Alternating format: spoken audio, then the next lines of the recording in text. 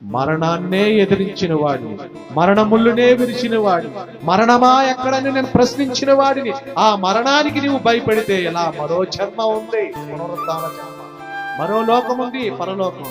ఆ లోకం కోసం భక్తులందరూ నిరీక్షణ చూసుకొని పోరాడారు, ఎదురాడారు, సువార్త ప్రకటించారు, మాదిరి చూపారు, కుటుంబాల్ని కట్టారు, కుటుంబాల్ని బాగు చేశారు, రక్షణలోకి తీసుకొచ్చారు, ఎన్నో అద్భుతాలు చేశారు, ఖండాలకి సువార్త చేశారు. ఆ ఖండాలు దాటిన తర్వాత దేశాలు దాటి, గ్రామాలు దాటి, పల్లెలు దాటి మన కుటుంబాలకు వచ్చి మన కుటుంబంలో కనుమరుగైపోయిన ఆ సంతోషాన్ని మరలా మనకు అప్పచెప్పి ఆ చీకటి కోణాన్ని తీసి వెలుగుని నింపింది ఈ బైబిల్ భక్తుల దేని ద్వారా?